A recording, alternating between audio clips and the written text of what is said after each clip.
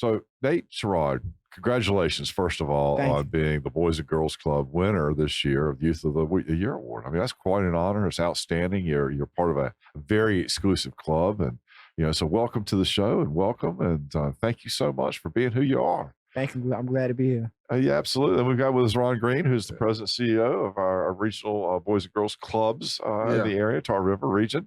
So thank you so much, Ron. It's always great to have you. Yeah, thanks for inviting us, man. It's an honor to sit here and get the opportunity to chat with you and bring Nathan along with us. Yeah. Absolutely. So now tell us your story. I had a chance to go to watch the final presentation, and you did a great job, by the way. And Thank you.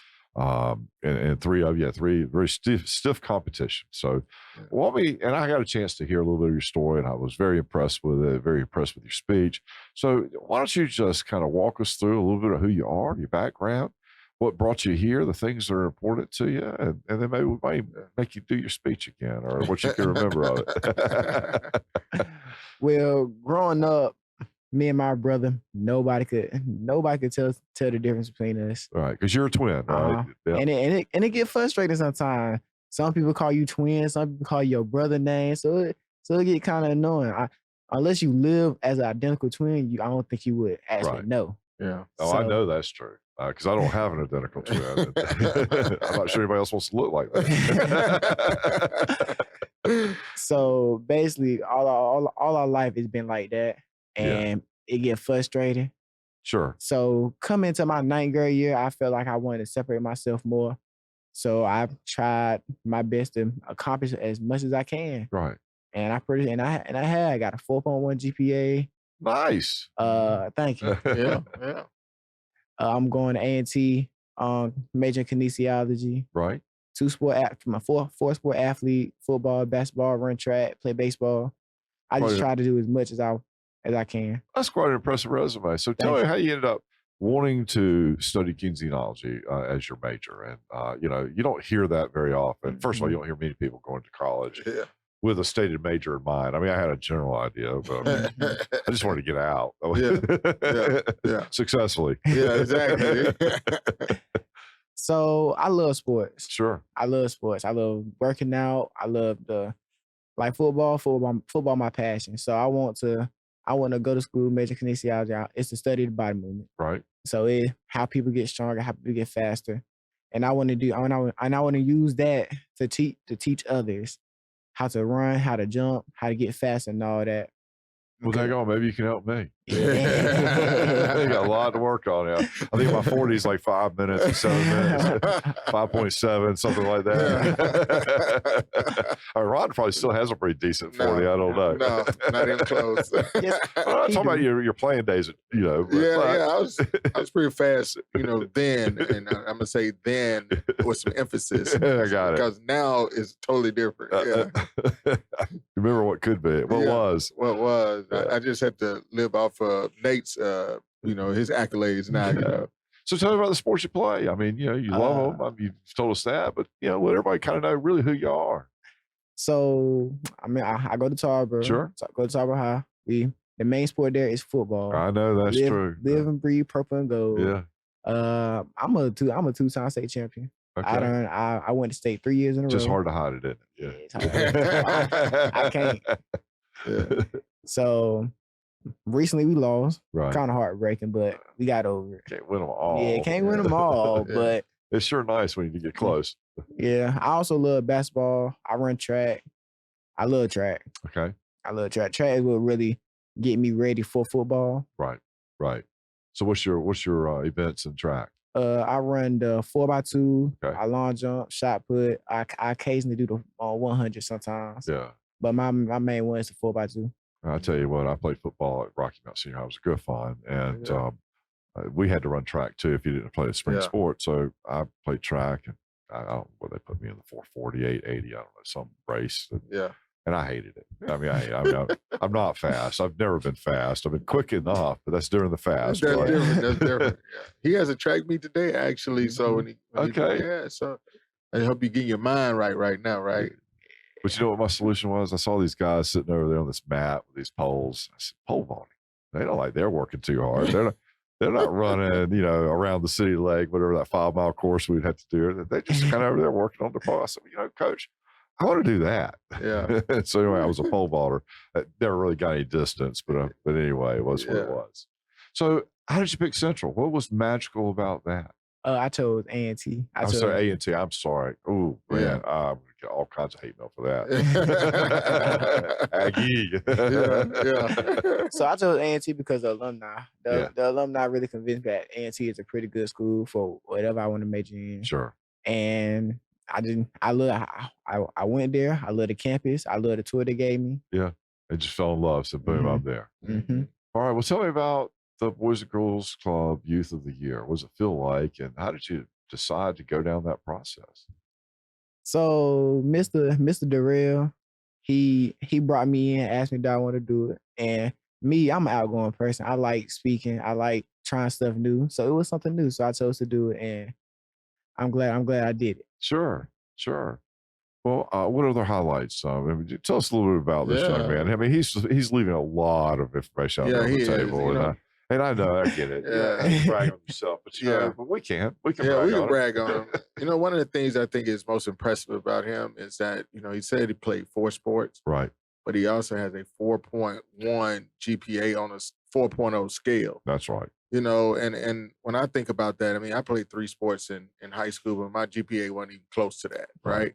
And so I know how hard it is, but he not only plays 4 sports, but you heard him in track. He does multiple events and all those things, and still, keeps a high GPA. And we were talking downstairs, and he was talking about when he go to college, most of his freshman classes are already taken care of. Right.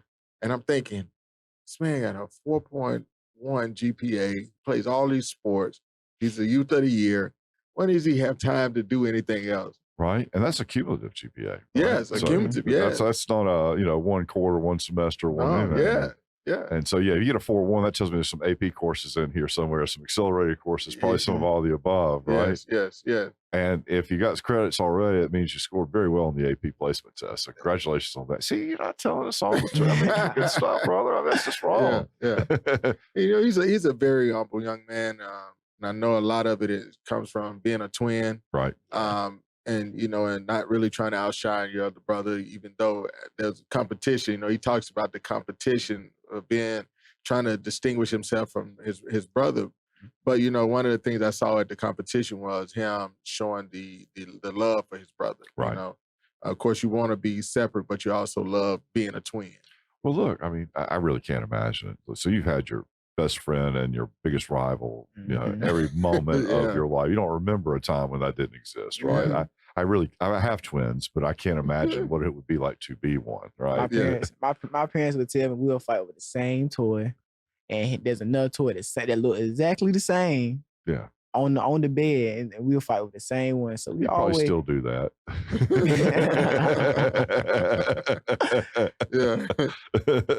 So we're always in competition with each other. Oh yeah, well that's a good thing. I mean, that's part of being a brother too. Mm-hmm. Yeah.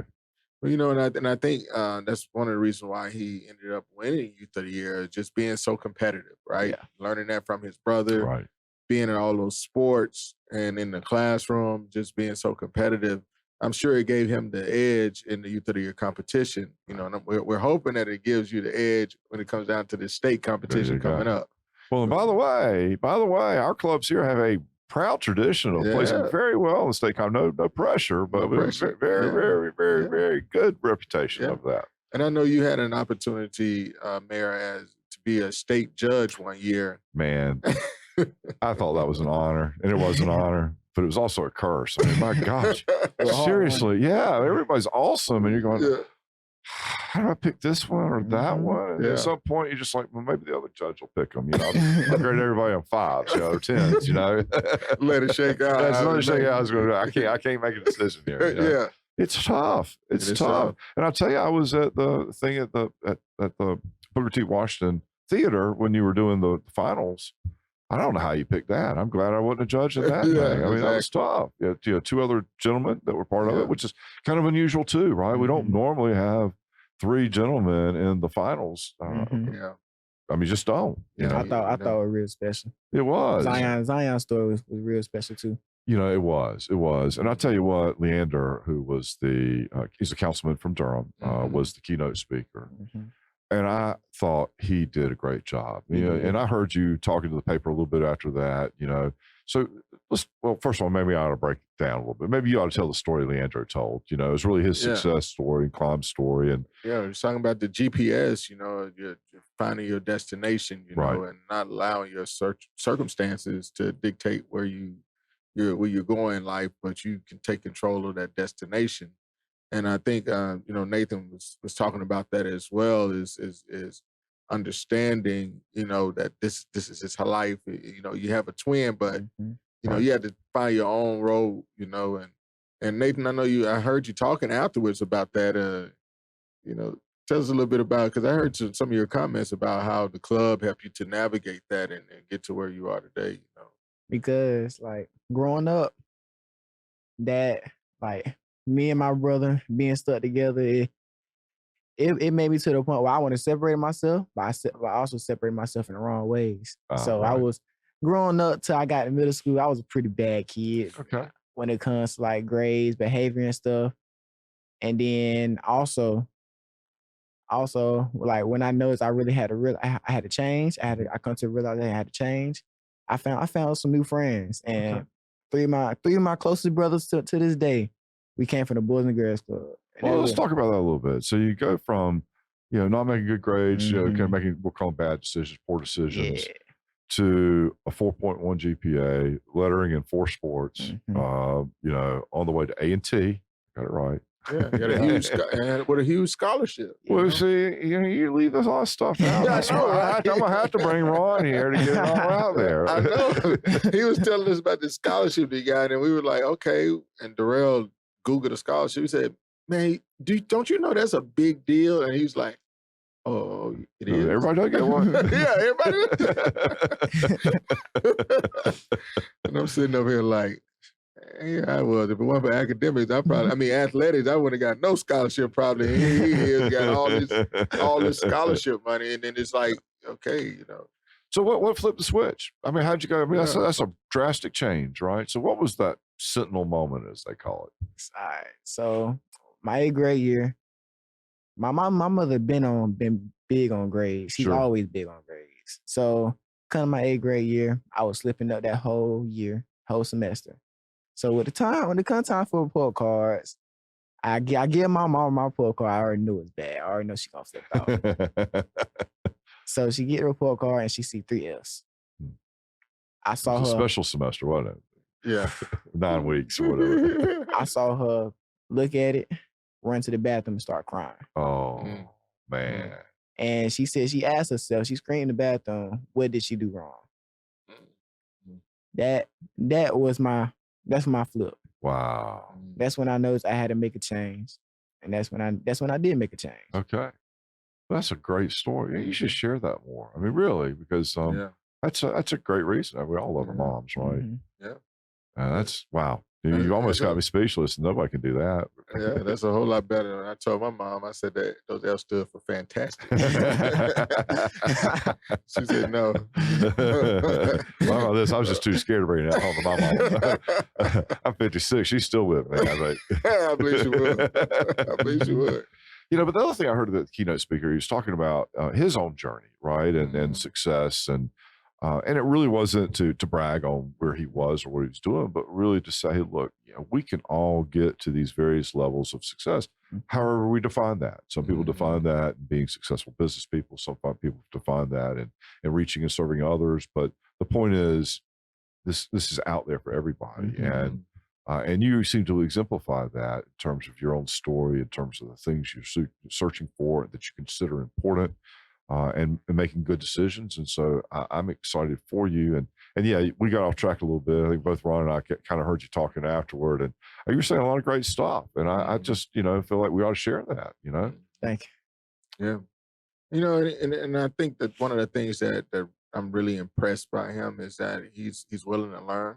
Right. He's open to, the comments, the criticism, or whatever it may be to help him get better.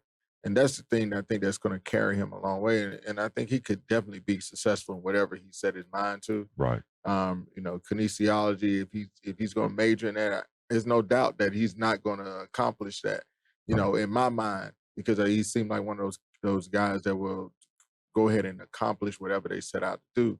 But if he decides to change it and go to something else, he's going to accomplish that as well. Right. I think he's one of those guys. And, he's such a great example for our organization, of just, having the opportunity and taking advantage of it. And he is definitely taking advantage of the opportunity we put before him. And I'm looking forward to just how he takes advantage of it and grows it, right? Mm-hmm. And goes to the next level with that opportunity. So we're going to have to flesh it out for Ron here too. He's not telling the whole story. So, part of the Boys and Girls Club does is provide a guidance and some stability and some direction. And, and you're a product of that. So we're going to have to tell his story for him now because he's not doing it all. But that's one of the great things I think is such a great thing about the Boys and Girls Club. Well, it's my favorite charity without doubt. Not that it's a charity because that feels wrong. Service organization, not-for-profit service organization is probably a better way to phrase that. And so, anyway, tell us about that experience at the Boys and Girls Club. You said that 3 of your 4 best friends, all from that period of time in your life. And so, I mean, that's special. A lot of people don't have 4 best friends. Yeah. Man, I joined when I was 6. And man, them years, I don't remember too much, but running around playing.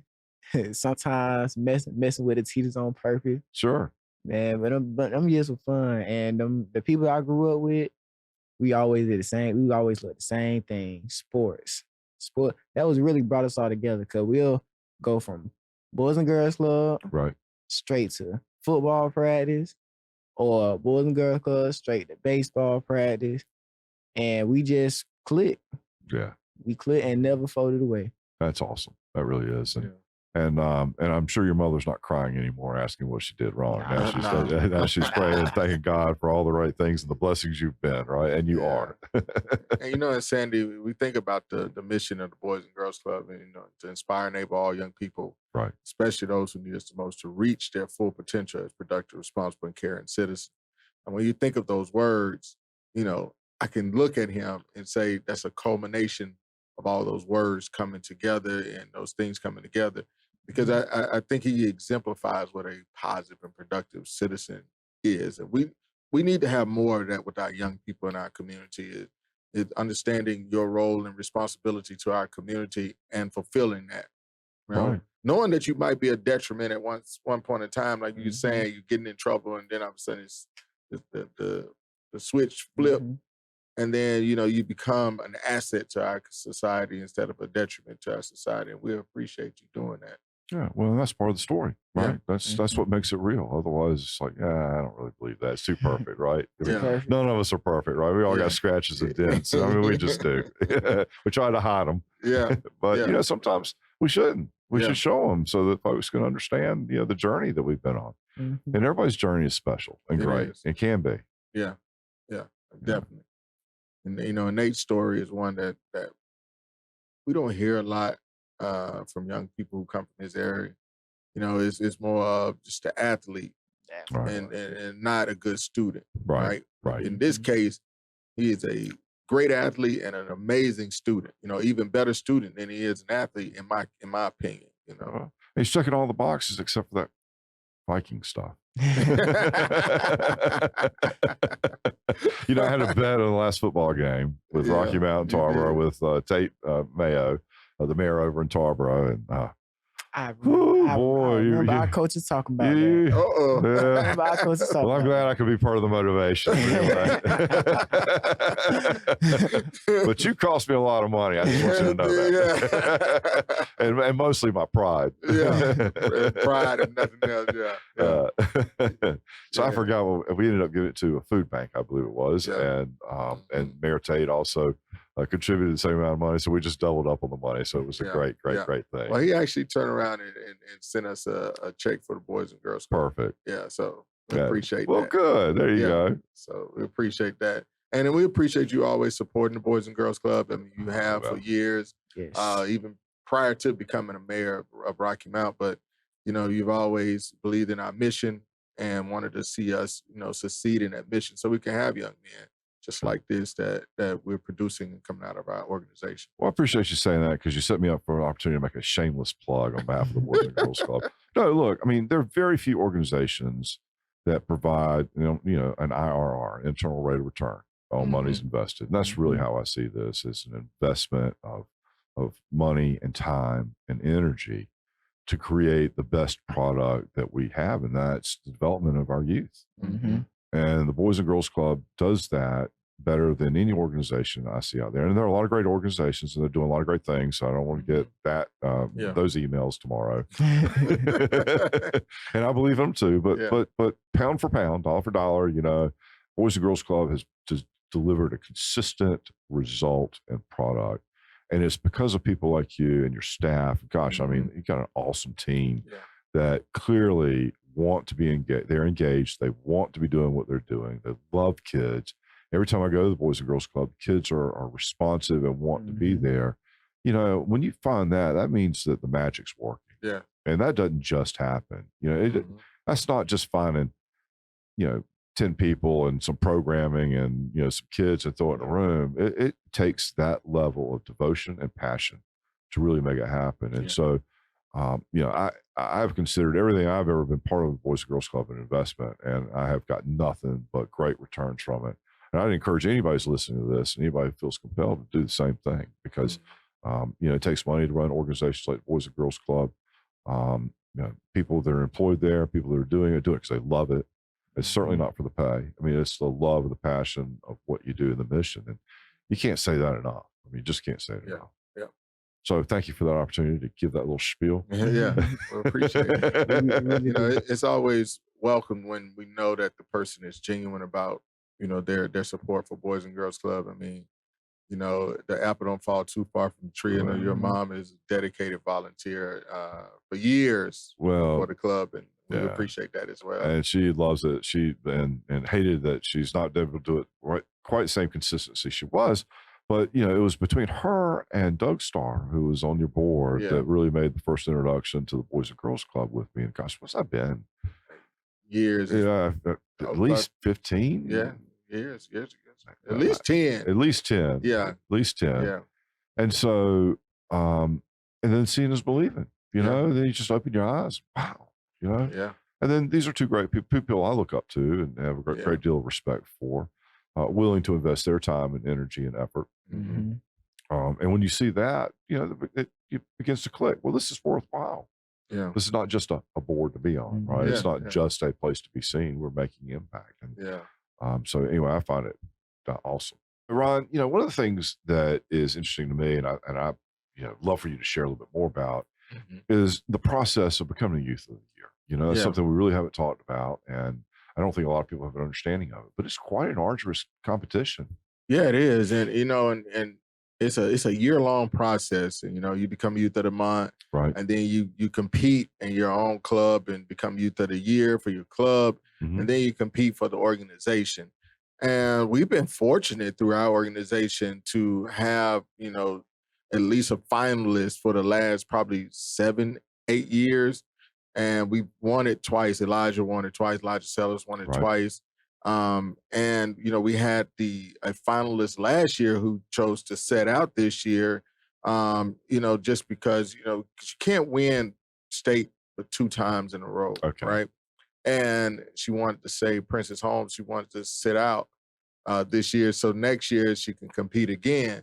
And, and Nathan, he came through this year, and I'm telling you, it was a great process for those young men to see where they started and how they finished. Right.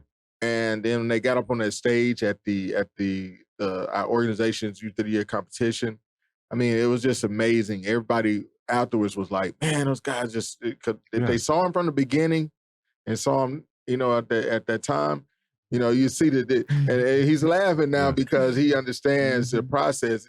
They tell him about the process of how it made you feel, from the beginning to the end. I mean, to the beginning of it, you was more of overwhelmed, trying to get everything in date, trying to get your speech, trying to memorize your speech.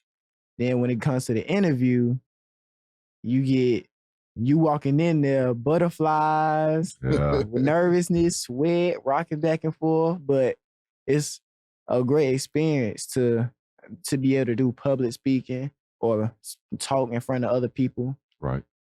And to talk about your story at that, it's pretty good experience. Well, it's really an exercise in life, right? How to start. I mean, you've got to basically go through a lot of uncomfortable things. Yes. Yeah. And it's just in your way. It's just, you have to do it. Public speaking is unavoidable. I've never really particularly loved it, but I find myself doing it all the time, you know, and, and memorizing it and putting it together and formulating your story. I mean, that's all.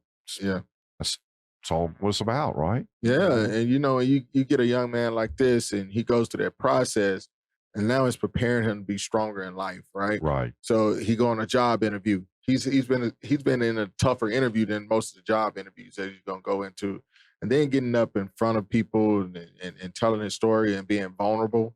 And vulnerability is hard, isn't it? Yes, it is. It's tough. But I think it makes him stronger, and April 15th, they have the state competition. And knowing what he has gone through already and just in the Tar River region in our organization's competition, he's prepared for the next level. Right. I think we do a great job preparing them for that next level, and they come in, they ready, they confident. But and then it's up to them, and that's where that competitive edge from him takes over. We prepared you, but now you got to have that competitive edge to go in and do it. It's like, as we say, game time. Like that competitive edge cost me $500 this past football season. You got that right. You got that right. For great calls, mind you. For great calls. For great calls. Yes. He's that type of kid, and I say kid, but he's a young man, but he's just that type of young man that wants to achieve at the highest level. And we're fortunate that he, has grown up in our clubs. Yeah. Awesome. Thank you for all you're doing. And I mean, I thank you for your story, and I encourage you just to share that everywhere you can, because it's a great story, right? From, just making a shift, understanding the impact it was having on your mother, that you have enough of a heart that made a difference for you, right? That's a big thing. And not everybody has that compassion or empathy. And congratulations on all you're doing. I mean, really, that's great. So 4.1, what you're not saying is you probably graduated with honors. You're probably a North Carolina scholar. You're probably, the list probably goes on. So but why don't we go through that role, Roster? I mean, see, I'm having to pull this out. These are things you should just be going, man, this is who I am. Yeah. I get it. I understand why you don't want to brag. But look, that's a big deal. It's a big deal. And you need to be proud of it. And you need to share that with folks, because, you're flipping to becoming a role model. I mean, you're now one of those people. And so there's a greater responsibility with it. I'm proud to have you on the show, proud to meet you, and proud to have this opportunity. Yeah. Thank you.